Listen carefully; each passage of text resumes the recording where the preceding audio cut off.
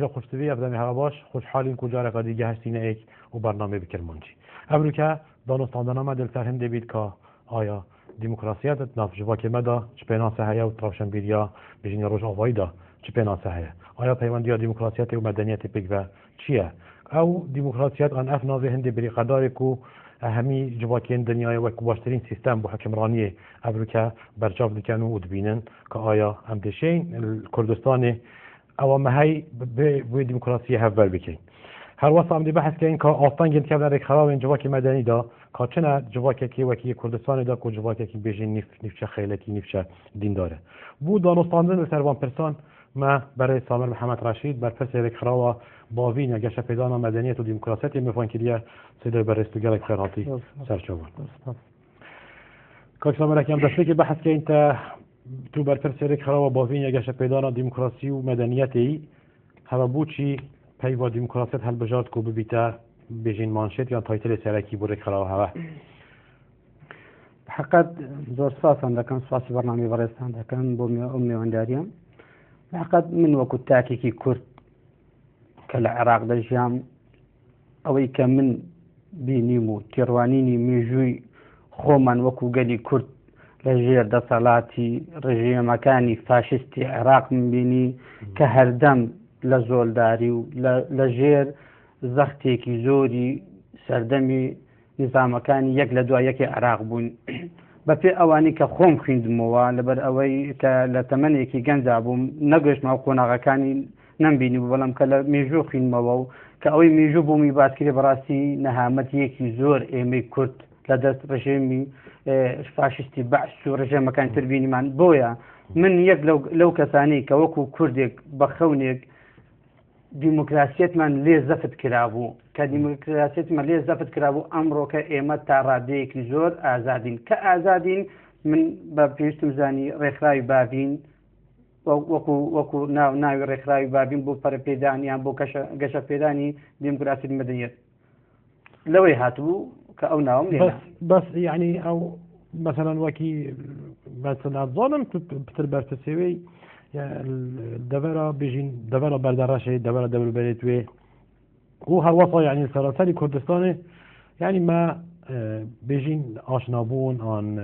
يعني تجهشنا ما وكي ملتك أو من العراق يجين تجهشنا ما بالديمقراطية تجهشنا كتيوري بو يعني ما مثلا براهنجي ما سيستمك الديمقراطية هبو بشتينجي ديكتاتوري هاتو بيجين حزب بعض هات عن سيستمك الديكتاتوري هاتو ده صلاة مش مصطن ده جبر هندي آيا يعني هل بجارتنا نوي ديمقراطية بخو يعني نا هولدان أبو بهين تطبيق كرنا نظرية كي كوهشتا خاكنان ياسيد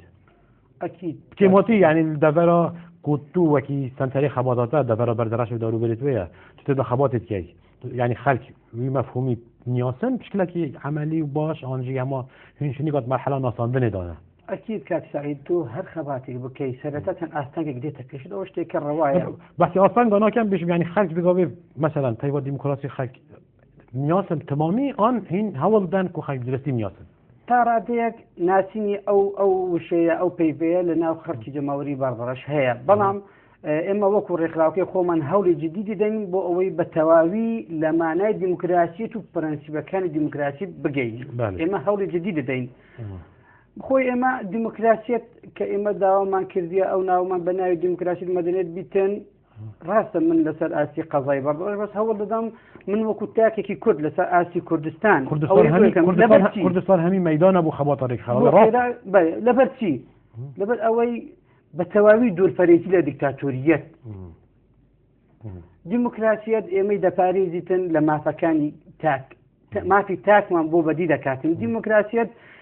ما فكاني سرتايمان بو جيباجي دكن كاستا ايما وكو تاك كاني كرد يسمن ما فكاني سرتايا كلمه زفت كرابو ئازادی گشتی یەکی کە لە شتەکانی کە زۆر گرنگ کە من ئازاد نەبووم لە پێ ساڵی 90 ئازاد نەبووم ئێستا وردە ئەو ئازادیەم پێویستە یەکسانی سیاسی من بیرۆڕای جیام هەیە لە قەزاکەی خۆمدا مەسەن بۆ بیرۆڕایەکی جیازم هەیە لە قەزاکەی خۆمدا پێویستە یەکسانی سیاسی هەبێتن لە قەزاکەی خۆم لە قەزای بەردەڕەش بەرقەرارکردنی ئاشتی بەرقەرار بیتن بۆ هەموو تاکێک ئێمەی کورد کە داوا دەکەین دەبێت خۆمانی جێبەجێ بکەین لە پێش هەموو دەکە ئێستا جەنابی وتت لە قەزای بەردەڕەش بوون منە ئەو وشەیە نامۆنیە نەخێر نامۆنیە ئێستا یاسا سەروەرە ئەگەر بێت و پێ ساڵی 2000 یاسا تاڕادێک سەروەر نەبوو پێ ساڵی 90 تا هەر بڵێ یاسا سەروەر نەبوو ئێستا یاسا سەروەرە ئێستا دەیبینین دەسەڵات هەرچێ دەسەڵات جیاوازیەک هەیە دەسەڵات لێک جودا بیتەوە هەرچەندە جودا بوونەوەکانی هەرچێ دەسەڵات وەک پێویست نییە بەڵام ئەوە قۆناغێکە پێنگاوەکەی بەرەو دیموکراسیەت لە هەمووی گرنگتر ئەوەیە گواستنەوەی دەسەڵات کە پێشان گواستنەوەی دەسەڵات ئەسڵەن هەر نەبوو لە سەردەمی دیکتاتوریەت تاکە کەسێک بوو ئێستا بە دیموکراسیەت و هەڵبژاردن گواستنەوەی دەسەڵات دەکرێتن ئێمە کۆ ئیخراوەکەی خۆمان هەوڵ دەدەین کە خەڵک تێبگەینێن دەسەڵات زۆر ئاساییە هەر کەسێک هەر تاکێک هەر حزبێک هەر لایەنێک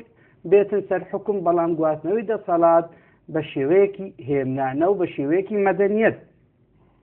هەڵبژاردن ڕاستە زۆر گرنگە یەکێکە لە بنامان سەرەکیەکانی ئەمڕۆکە کە ئێمە لە ناوی دەناڵێنین و کار لێ دەکەین هەڵبژاردنە هەڵبژاردن یەکێکە لەو بنەمانی کە دیموکراسیەت کاری بۆ دەکات پێویستە ئێمە وەکو ڕێکخراوی بابین کاری بۆ بکەین هەڵبژاردن چییە مافێکی هەر کەسێکە مافێکی هەر کەسێکە کە لە 18 ساڵی سەرەوە بیتن دەنگ بداتن پێویستە تیانش بگەینین هەڵبژاردن بۆ دەنگ دەدەی بۆ دەچیە هەڵبژاردن لە پێناو چه هەڵبژاردن دەکەی تۆ سیستەمێکی دیموکراسیت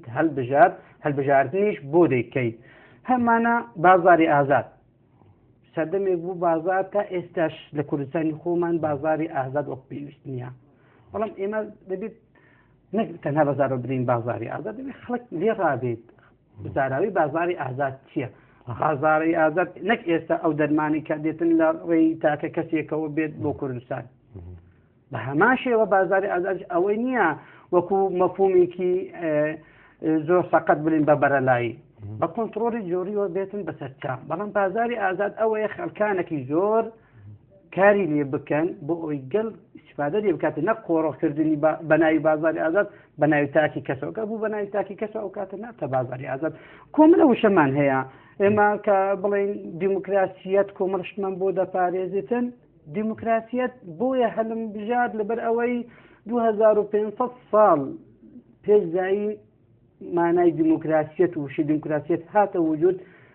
ئەمڕۆ 2014 2500 ساڵ پێش زایم ئەمڕۆکە 2400 ساڵی زاینی کە دەکاتن نزیکەی 5000 ساڵ وشەی دیموکراسیەت هەر بەرەو نوێبوون و بەرەو مدیرن و لە شوێنی خۆی ڕاوەنستایە بەرەو کۆناغێکی باشتر ئەوەتە دەبێتن بۆیە من بە باشم زانی ئەو ڕێکخراوەیەک و قەزای بەردەڕەش کە گەنجێکی هەڵقوڵاویت قەزای بەردەڕەشم بتوانم لە قەزاکەی خۆم قەزای بەردەڕەش اینجا کوردستانە شرینەکەمان لە مافهومی دیموکراسیە بەتەواوی لێ تێبگەین لكن بس وقت خلاص بسيارة كودية هاي والله اگر باسی دیموکراسیت بکەین تاکو چەندین لاپەڕەشار کورد بله بحكمك يعني جالك جورة ديمقراطية هين يعني الدنيا بلكي هر ملتك عندك طيبت مندية هين وقت كان كو بينا سوان بو ديمقراطية ياجدا بيد آیا رخرا و هوا بينا سكا طيبت كو الجور بيجين جواك و ديروك و دابنريت كردستان يعني ديمقراطية دلن ياسين و بيروت كان يانجي او مفهومه به روج آوایا يعني كو این پیروت کنو بو خلکی دانن یاسین اوجا پناسا رک خراب ها بو دیموکراسیت یا پناسا تا بو دیموکراسیت و اوی هم جهت اینن که چجور دایی هنه پێناسەیەکی کی تایبەت من هەیە بۆ دیموکراسیت و کوڕێخراوی بابین بۆ پەرپێدانی مەدەنیەت و دیموکراسیت ئێمە دەڵێن دیموکراسیت ئەوەیە لە ڕێگای یاسایەک مافی گەڵ بێتە دەست لە ڕێگای یاسایەک و مافی گەڵ بێتە دەست بۆ ئەوەی بەرژەوەندی خەڵک بێتە پاراستن لەو یاسایەوە و هەروەها هەڵبژاردنێکی ئازاد لە ناو هەڵبیتن ئەوە وەکو تێڕوانینیمە وەکو ڕێکخراوەکەیمە بۆ دیموکراسیت بەڵام ئەگەر بێت و باسی دیموکراسیت بکەین ئۆرستۆ فەیلسوفێکی یۆنانیە چۆن لە مانای دیموکراسیت تێگەیشت و باسی کردە ئۆرستۆ کە ئەو فەیلسوفە بەڕێزەیە دەڵێتن دیموکراسیت وا دەڕوانێتن کە دیموکراسیت حکومەتێکە لە ژمارەیەکی زۆری خەڵک حکومڕانی خۆی دەکاتن ئۆرستۆ وا پێناسەی دیموکراسی کردووە بنکەیت فیلسوفێکی هۆڵندیە ئەوش دەڵێتن دیموکراسیت باشترین جۆری حکومەتە باشترین جۆری حکومەتێکە کە لەسەر بنەمای دەنگی زورینەی جەماوەر بنیاد بنێت لەسەر دەنگی زورینەی جەماوەر کارل پۆپەر بیرمەندێکی نەمساویە دەڵێتن دیموکراسی ئەوەیە کە دەتوانیتن دەسەڵاتێکی گەندەڵ دەسەڵاتێکی خراپ لە ناو بباتن خۆی بەمانایەکی زۆر گشتی کە ناو جەماوەر باوە دیموکراسی یعنی حکمی گەل باشە ئەم ئەسوێ بۆ من ینی زەڵال بوو کوژبێن شلای تیۆری بە بەلکی گەلێک ڕای دژی دێ هەبن بۆ ڕێکخراوە هەوا ئەم بۆ جوواکیمای کوردستانی یعنیەکەموان دەسێ پێناسە بینە نیاسین چێدبیت گۆر پێناسی چێدبیت پرانیا خەلکی ئەن پرانیا دەنگا خوددانێ پرانیا دەنگا ببیدە دەسەڵات بەس چێدبیت گۆر ئەف دیمای لیف کارل پۆپەری کو تو دەسەڵاتە یا خراپ دەسەڵاتە گەندەل توش ناوبەی چێدبیت ئێکا ئەو ینی کێمترین کەس دەنگی خۆ دەنێ ئەو دەسەڵاتی پرێ بەس حکمێک و ئەوێ هێز هەبوو ئەو شیا دەسەڵاتەکەڤنتر پرۆخینیت ئەو بڕێرە بێت الگۆر بژین تێگە هەشنا کوپتێ لە هەرێما کوردستانی بیت ئایا یعنی مثلا لبنان دیموکراتیەتە هەیە دیموکراتیەتە طائفیت پێشنێ کو توافقە هەیت ناوبەرە شیعە سنە و مەسیحی باکی ئەندێک طائفێت دژینە یعنی ناوێوان سەرزرا منینە ئەوەنجی شێوازەکەی تایبەت لبنانی دەیە هەیە ئایا بۆ کوردستانی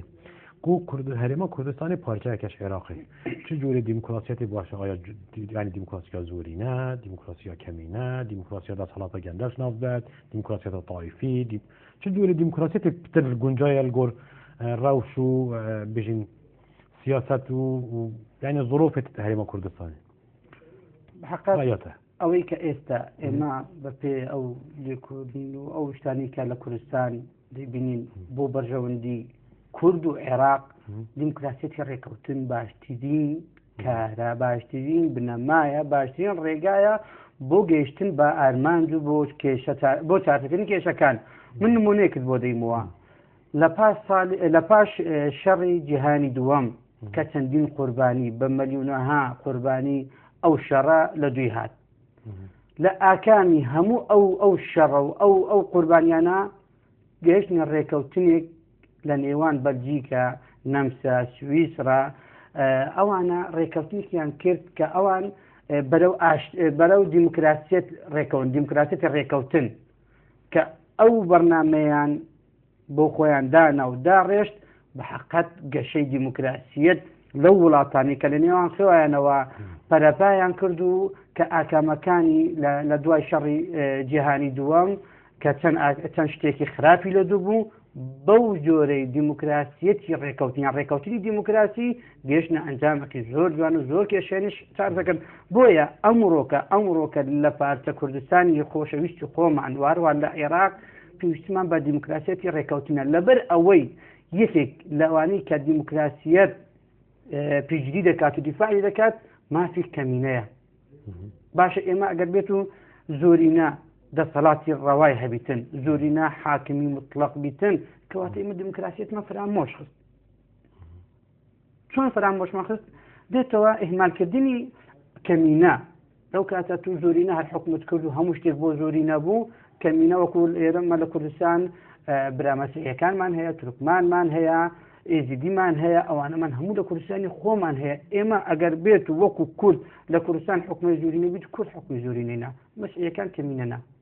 بەڵام ئەگەر ڕێکەوتنێک نەبیتن ئەوانش بەشیان نەبیتن لە حکوومەت و دەسەڵات دەکاتن ئێمە وەکو دیکتاتوریەک تەماشای کەمینەمان کردو و یەک لە بنەمایەکانی دیموکراسیەتمان فرامۆش خست کە دەڵێتن پاراستنی کەمینە ئەم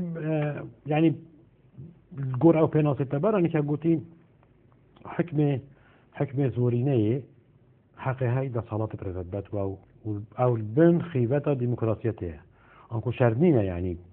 تبوچی هەر هەزت کە یاکە زۆرینە دەسەڵاتی پرێزت بێت یعنی دێدی بن پێکات ئەوان دێ حەقێت وا خۆت ئەوان دێ مافێوە بەرزەکات یعنی ئەو شێت وەکی زۆرینە حکمی پرێزت و مافێتی دژی نەخۆت یعنی بۆ ئەوروپا بۆ نمونە یعنی دەسەڵاتێک یان بگرین حزبێک یان گروپێکی حزبە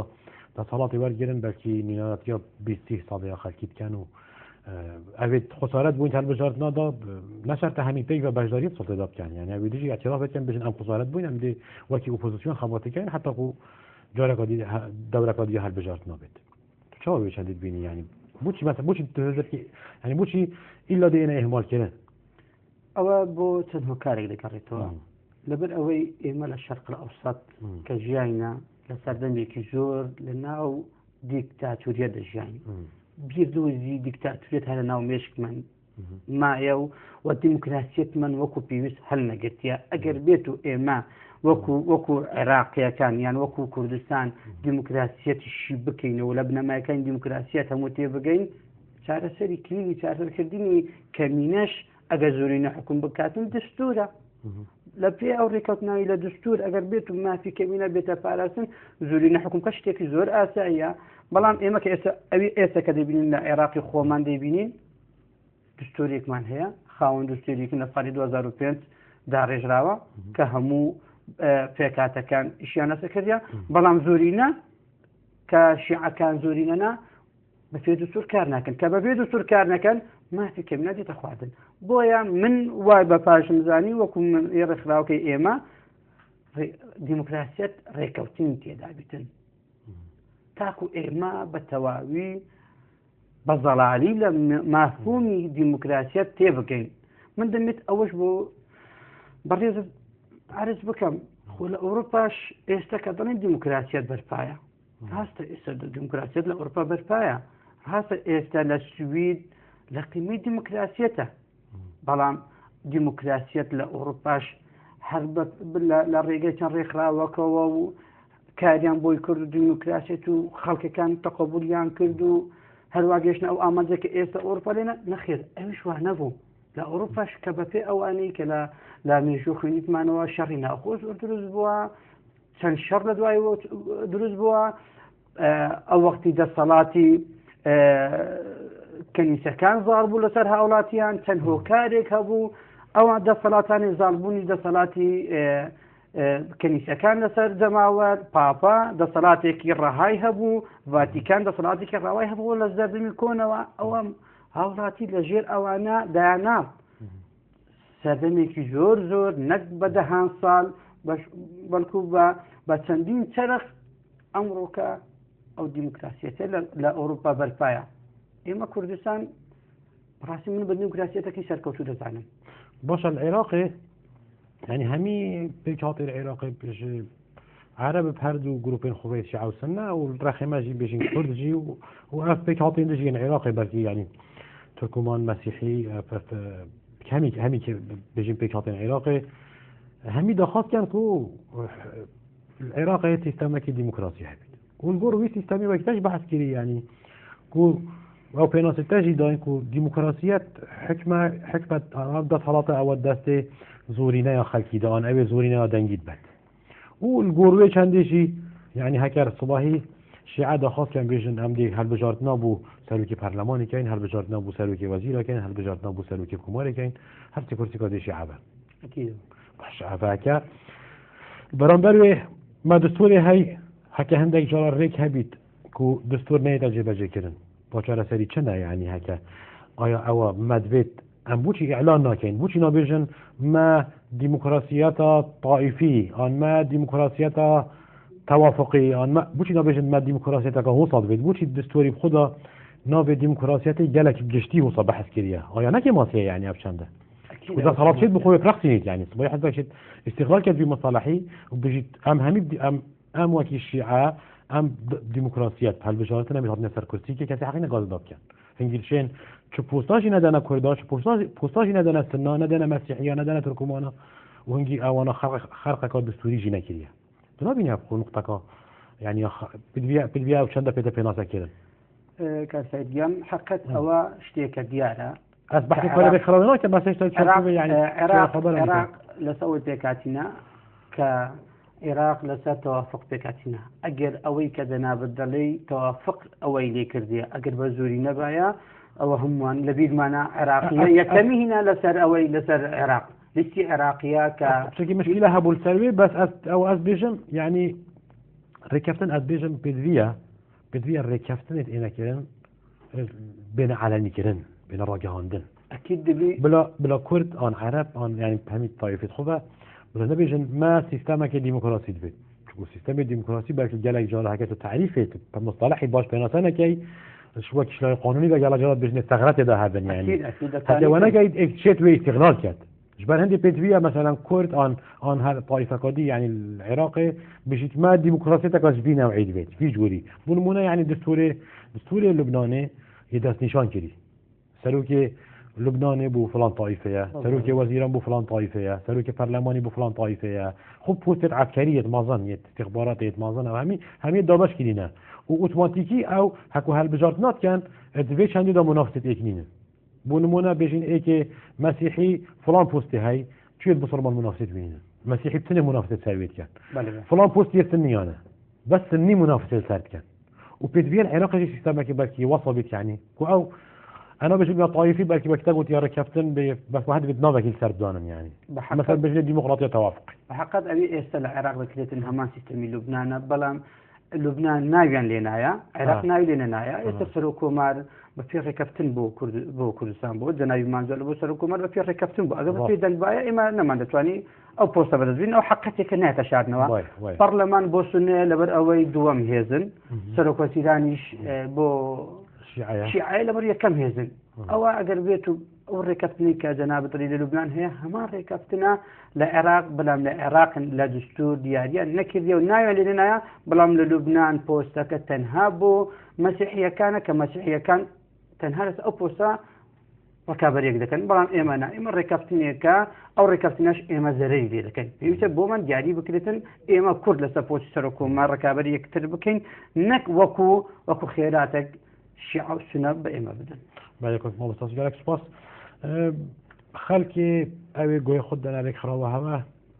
عن أو آليات توهين بوانا سيستم الديمقراطي والديكتاتوري شيء جداد كان كانت تشين يعني عن خلك كانت شيء جدا هي تنافر وان تير ما داب كده وان هرد مصالحات بحقت من بسنمونه دتانم جوازي أو دو تورا ليك جداب كمو بو همو او كساني كسردان يعني لكن كقربان جنبو ريك داخلين كسردان تاكا كسكان دكين تنمونه اما باتي نمونه صدامي لنا سوي فاشيز دكين انفال ما لدى صدام ديد شميا باران ما لدى صدام ديد راق واسم ما لدى صدام ديد او باتي صدام كين لسردمي دا صلاتي زوزيف ستالين كأيش لا يكفي سوفيت لصالاني 1929 تا 1953 بسان ستالين تشيكر ستالين لسوفيت بمليونها خلق سياسة مداري لا بندخانة كان ده تفكر ليان ده ترسع أو ديكتاتورية بين منيكتر بين باسي سلوكي ألماني نازي بكينو كبفرماني أو 6 مليون جولكا قتل عام كدان كهتلر بفرماني هتلر اگر بيتو باسي بول فوت بكين لسالاني 1975 كزور كون نير لبو سردميكي وكما لسال 1900 تا 1979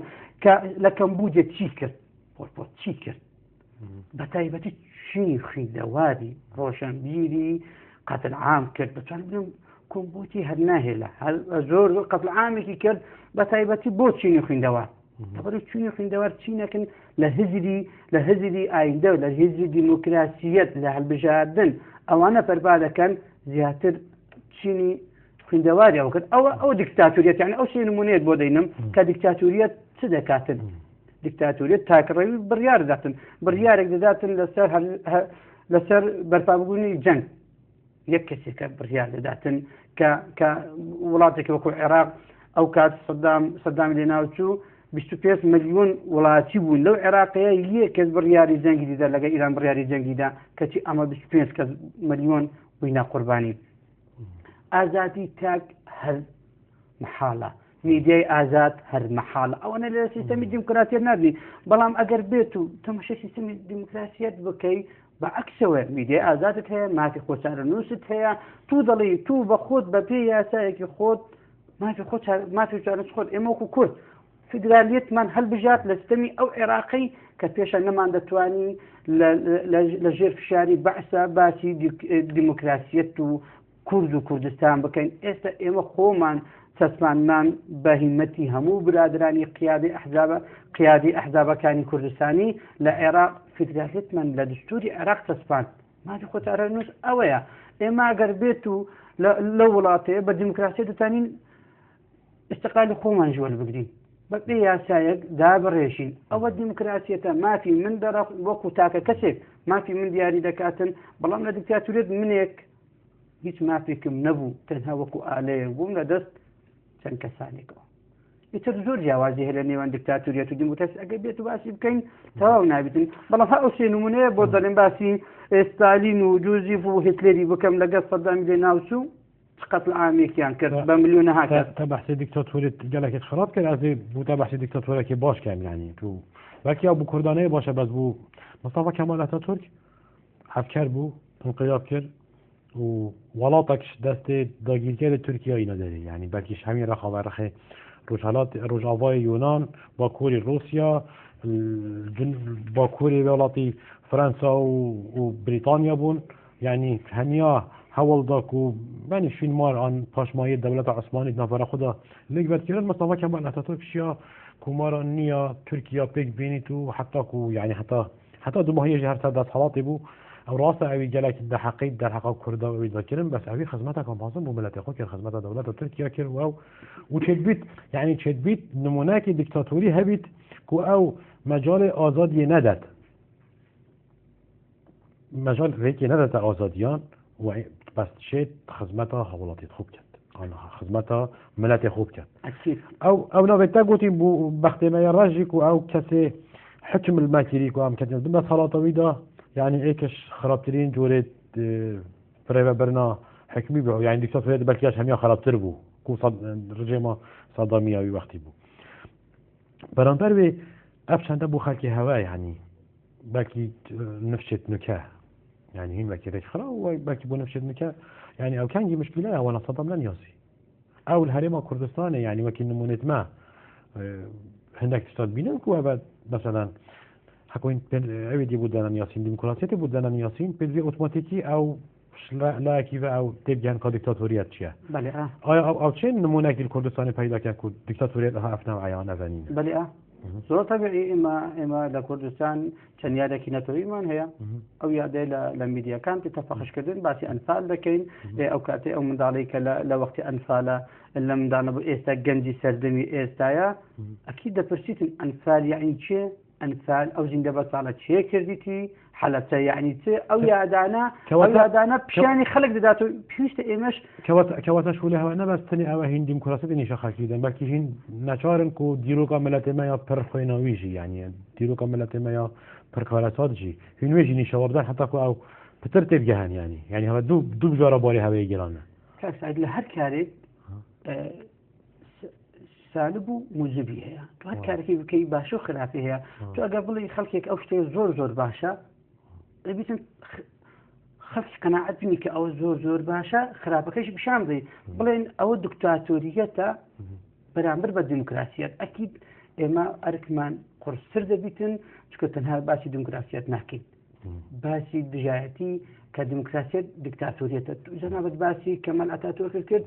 ئەویش دیکتاتورێکی دیموکراسی بوو بەڵام دیسانی لە وڵاتەکەی خۆی هاوڵاتی خۆی وەکو کورد فرامۆش کرد و سوور لە مافی ئێمەی ئیبادەکرا کەواتە کەمال ئەتاتورکیش هەر دیکتاتۆر بوو لەبەر ئەوەی کارەکانی خۆی هەر جێبەجێ کرد ئیبادەی کرد کوردی فرامۆش کرد زمانی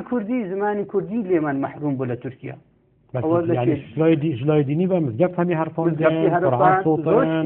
خراپی کرد يعني تو من كمان ئەتاتورکی بەعەکسەوە من وەکو کوردێک قەت بە باشی نازانم ڕاستە تو من دەستپێکی گوت و کوردوی وەکی یاسەکی باش نابینن بەس ئەو بوو ترک يعني بۆ ترک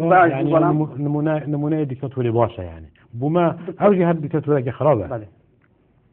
بس ئەو يعني شواهين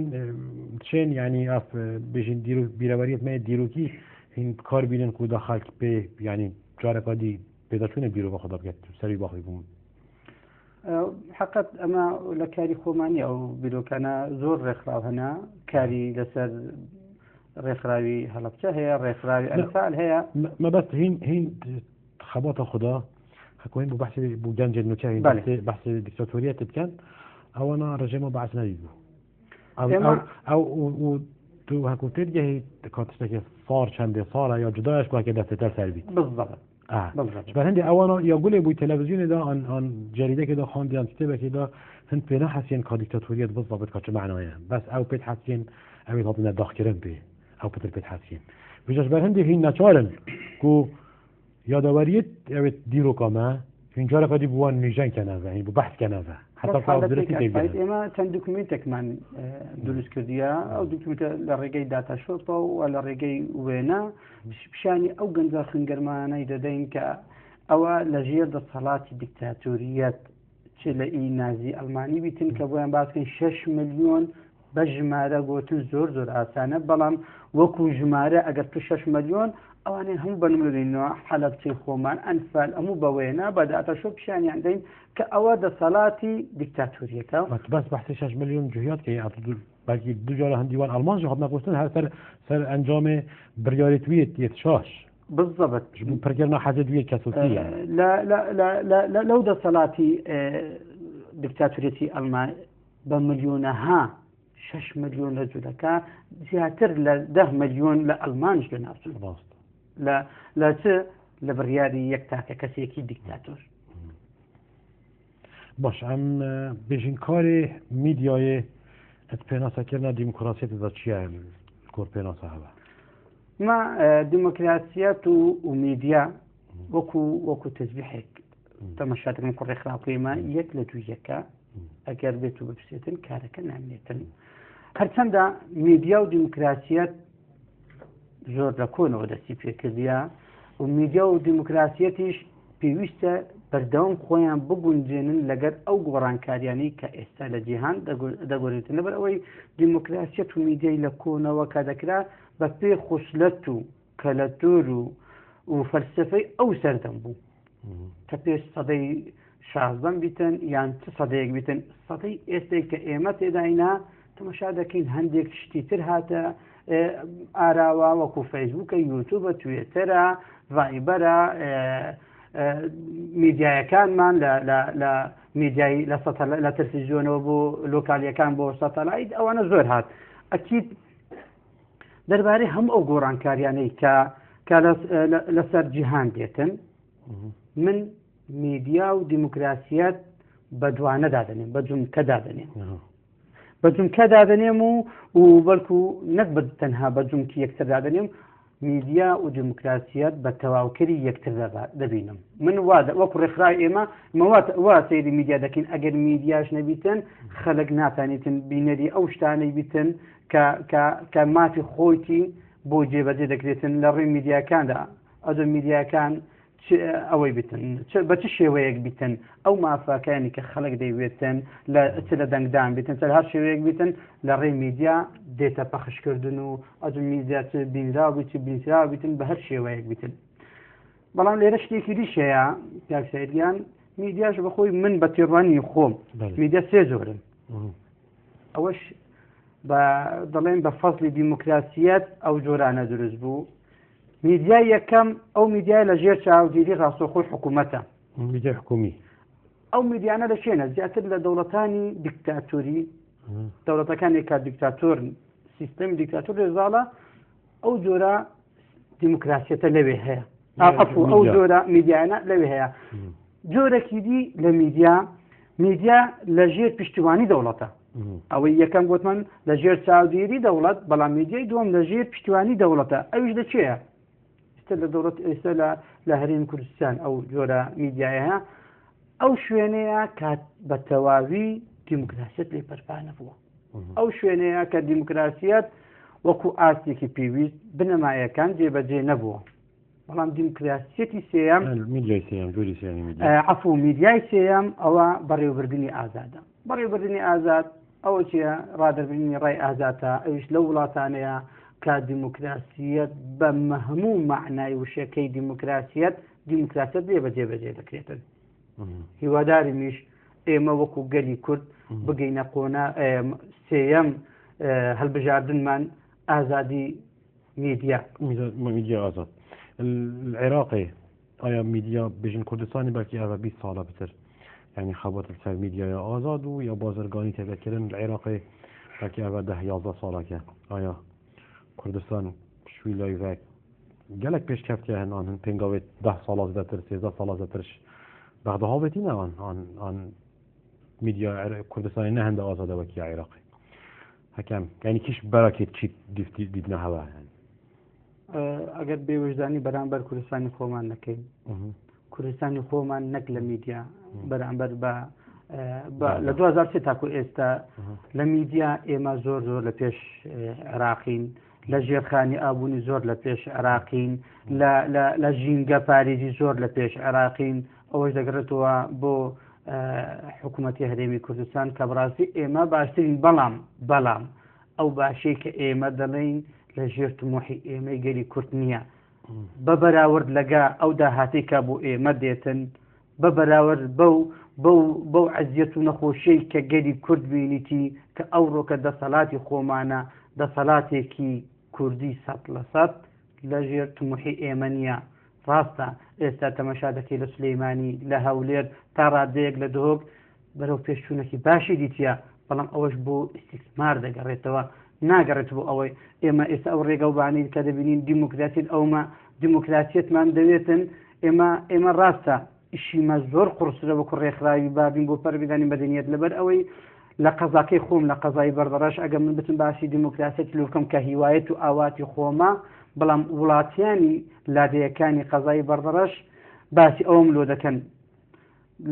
لە تێروەندی کۆربەندەکەی من دەڵێن ڕێگەوبانێکی زۆر خراپمان هەیە تو باسی دیموکراسیەتم بۆ دەکەین من تاکو ئێستا خەستەخانەم نییە تو باسی دیموکراسیەتم بۆ دەکەین من تاکو ئێستا جادەوبانم نییە لە قەزاکەی خۆمان جادەوبانمان زۆر خراپە بەداخەوە بە ئامارێکی دەقیق 11 قەزا و ناحیە و گوندەکانی ئێمە قیرتاوکران و ئەوانی دین لە سەردەمێکین هەروەکو لە پێش زانین ئێمە دەژین بەرەوەی ئەوانە هەموو ئەستەنگن لە بۆ من وەکو ڕێکخراوی دیموکراسیەت باشە تو بەحثکەیت بژی بە کوردستانی میدیاهایی یا قۆنەغادوێدا میدیای بەدعمی حکومی یعنی نیمچە ئازاد و نیمچە باش هەکەر ڕاگەهاندنەکە ئازاد هەبیت لە هەرێما کوردستانی بۆ بۆچی نەشێت خەمێت هاوڵاتی هەوە خەمێت هاوڵاتی هەوی کوردستانی پێشاو بکەن بینەما بینم یعنی هەندێک جۆرە میدیای کوردستانی هەیە هەمی میدیایە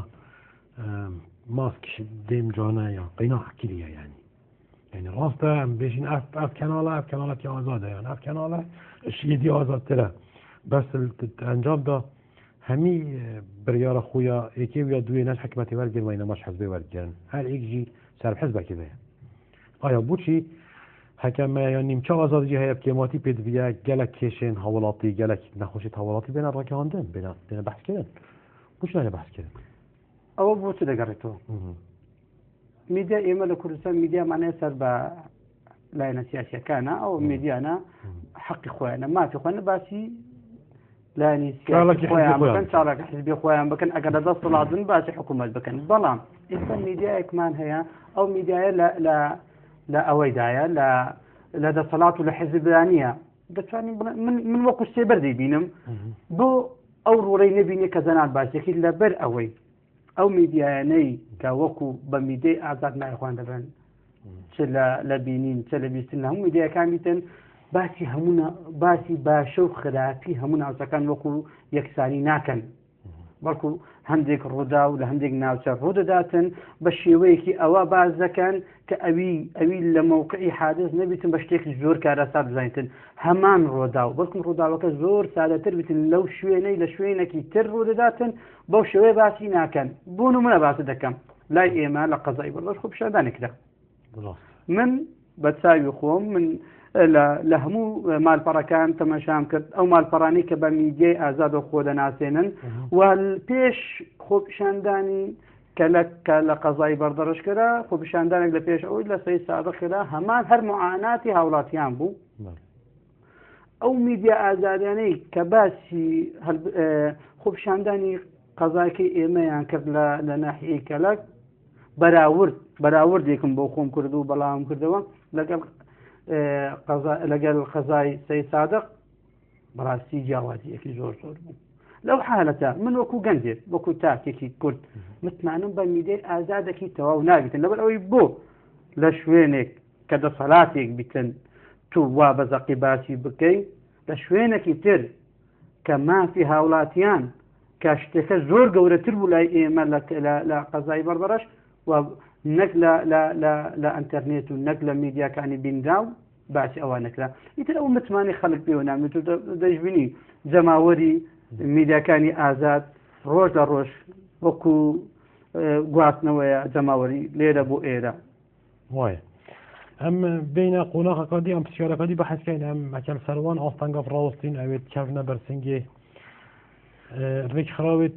جواکی مەدەنی بگشتی و ڕێک خراوە هەوە تایبەتی بحکمێک و یعنی بێژین سنتەری خەباتە هەوە دەڤەرەکە بێژین کەوا ناو سەرکەین و ڕەخت باژێریە یعنی ئەطرافن بەکی زدەتر هەستا عشائیری زدەتر هەستا بێژینیا ئەوێ دیێ مرۆڤکانە یار سەرزاڵە ئایا ئەو ئاستانگێت کەبنە بەرسنگێ ڕێک خراوەکی سەر خەباتی سەر دیموکراسیەت بکرد چ بن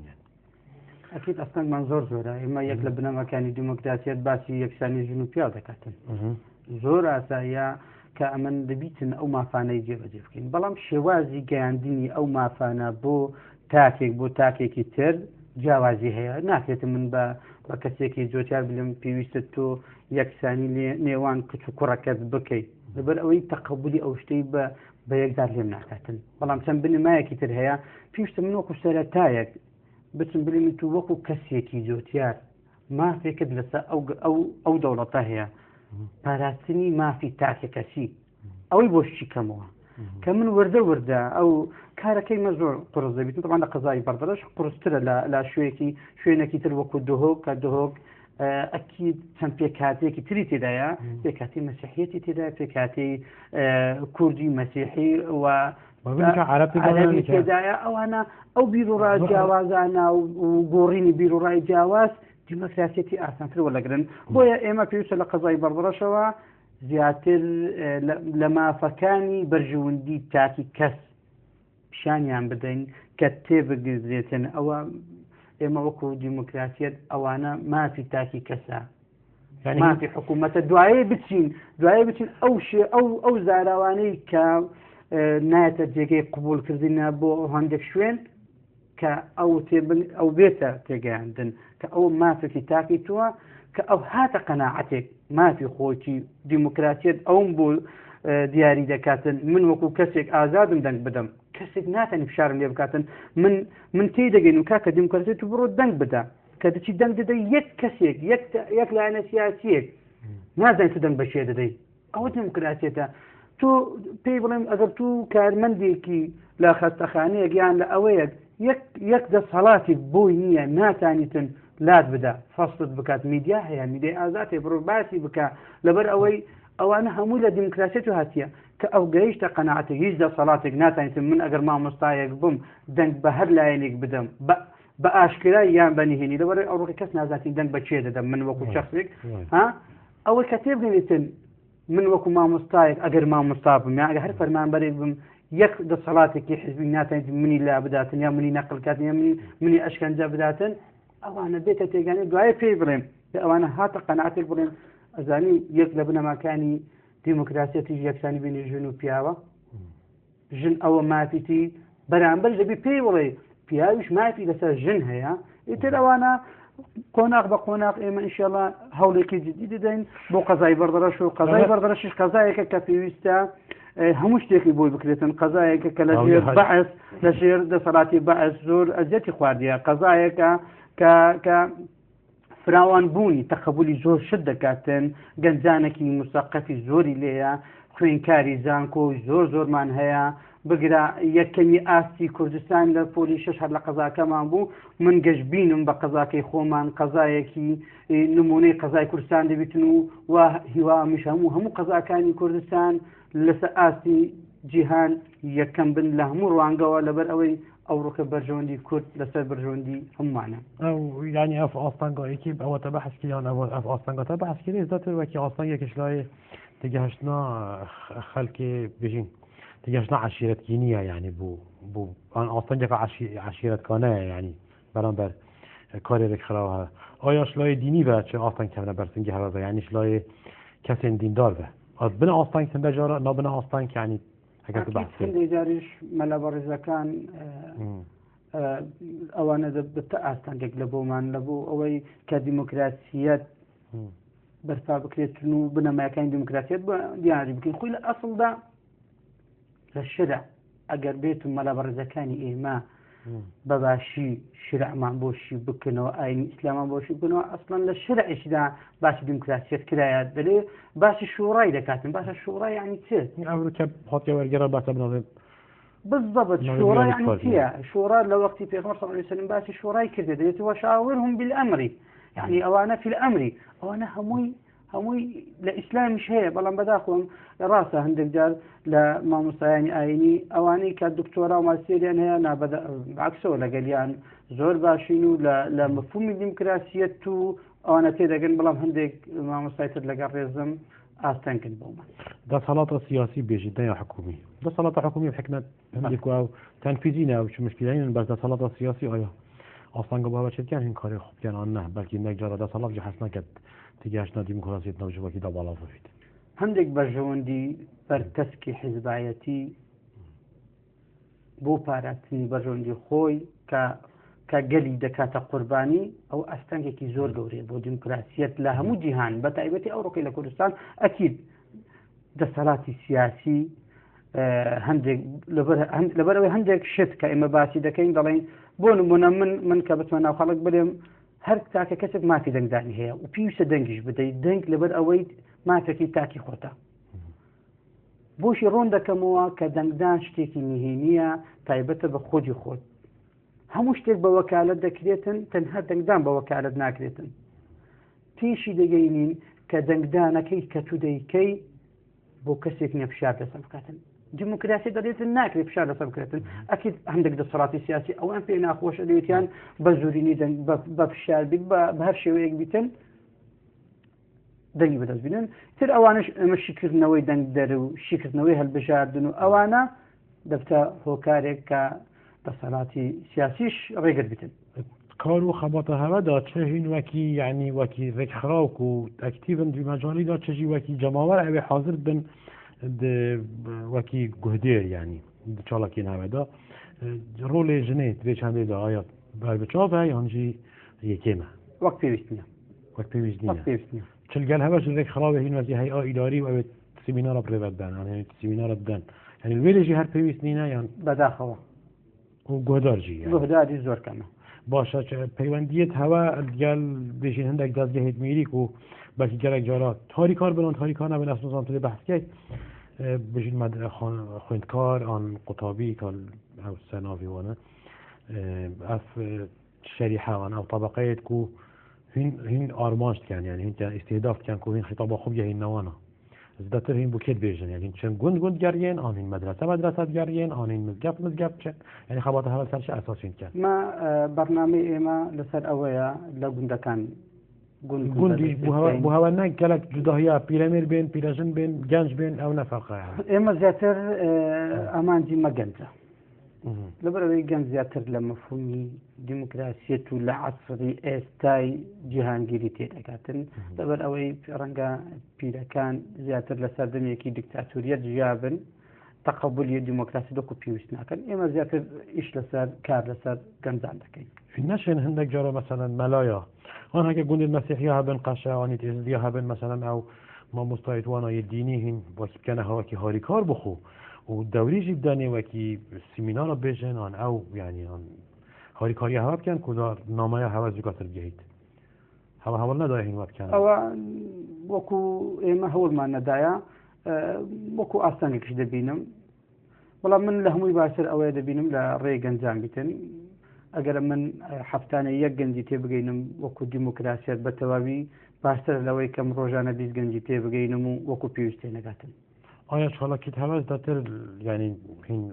خالقی دخواست کن بین دست هوا هکو هین سن تاری خوبن یعنی بارگاه که اجاری اولی جاری بارگاه من دار نایتو بگاوید بجم قاضی یا سایا حکمتشی یعنی بگاوید شردینە یعنی ڕێک خاوەکیت خەباتە خۆت کرد بارەگا نەبی ڕێکخراو ئازادەکە بارەگاشی نەبیت هیمەشێک لەوانی نەکە بارەگامانە هین سەروی ئاساسی هەوە بارەگانی نان نانا بەڵێ لەسەر ئەساسی ئێمە بارەگامانە بەڵام ئێمە ما وەکو ڕێکخراوی ئێمە زیاتر بە سەردانی ئەو سەردەمە نەما خەڵک ڕاکێشین بۆ خۆمان و ئێمە وەتاریم بین سەردەمی ڕێکخراوەکەی ئێمە لە سەردەمێکی تر بە شێوازێکی تر ئێمە بۆ خەڵک دەچین لەبەر ئەوەی خەڵک پێویستی بە نەک ئێمە پێویستمەتەوە خەڵک بۆ خۆمە ڕاکێشین برنامه ئێمە سەردان کردن سەرتەرێ هەوە ئەندام وەرگیریت ئەن مجرد هەوە نامەک هەیە هینگەهینە خەڵکی ئێمە تەنها نامەیەکە مەستافێکی کارژێڕینە نامەیەکە دەگەینین بۆ هاوڵاتیان بە پێ جیاوازی بێ کۆین ئەندامە وەرگرن بێ ئەوەی ئەندام بە ئەندامبوونمان نییە لە بەرنامە بە ئەندامونەیە بەرنامە ئەوەیەتە بەس قەزای بەردەڕەش لە دیموکراتیە تێبگاتن بە تایبەتی گەنجەکان و من وەکو لێپستای ئەو ڕێکخراوەیە ئامادەمە دەرگە بە دەرگە ماڵ بە ماڵ و تەلەفۆنم لای زۆر برادر و ئەوانە لە ڕێکخراوەکە بەربەڵاوە مالپەڕی فەیسبووکی خۆم لە یاهۆ من ئامادەمە هەر تاکە کەسێک بۆ دیموکراسیات بانگم بکاتن ئەگەر بچم لە ژێر کلاوەیەک بیت یان لە ماڵەکەی ئەو بیتن یان لە هەر شوێنێکی بیتن یان لە دوورترین دالەی کوردستان بیتن بتم سەردانی بکەم و بۆ گەیاندنی مەفهومی دیموکراسیات بەڵام من لە هەمووی زیاتر لەبەر ئەوەی ڕێکخراو زۆرم من پێم خۆشە لە قەزای بەردەڕەش سوودمەندترین کەس بۆ لە ڕێکخراوکەمە هاوڵاتیان و گەنجان و خزمانی قەزای بەردەڕەش بیتن بە هەموو گوند و ناحیەکان کی پشتەوانی هەوت کە دەبێت هین چۆڵەکی خۆ ئەنجام بدەن ئێمە مەبەستەوە پشتەوانیان مادیە بگومان هین نەشێن ینی هەر جار سەرکیستێ خۆبکیان ینی جارێکی دووە بەلکی ویندەکان پشتی خۆی واستێن ئێمە ڕێکخراوێکی فەرمینە ڕێکخراوێکی ڕسمینە بە پێ نووسراوێکی ئەنجومەنی وەزیران ئێمە ڕێکخراوەکەمان دامەزراندیە ئێمە سەر بە ڕێکخراوە ناحکومیەکانین کە ڕێکخراوە ناحکومیەکان ڕاستەخۆ سەر بە ئەنجومەنی وەزیرانە داهات و پرۆژەکانمانش هەموو لەوێوە جێبەجێ دەکرێتن بۆڵان کاکسۆمەر محەممەد ڕەشید بەرپرسی ڕێکخراوە باوین یا گەشە پێدانا دیموکراسی و مەدەنیەتی گەلێک سوپاس تەژبەر دەرەشی زەحمەت کێشای دواتیەوێ بووە میێوانی مە و تەبسنگێکی بەرفرە بەرسەوە پرسیارێت مەدەی زۆر سپاسی بینە هێژە خۆشتوی ئەم جاشنا دیمایکە خەلەکە خۆی ئەبرو حتا هەفتەیە بێت ئەم یەکودت بینین ببینن خێر و خۆشیاتە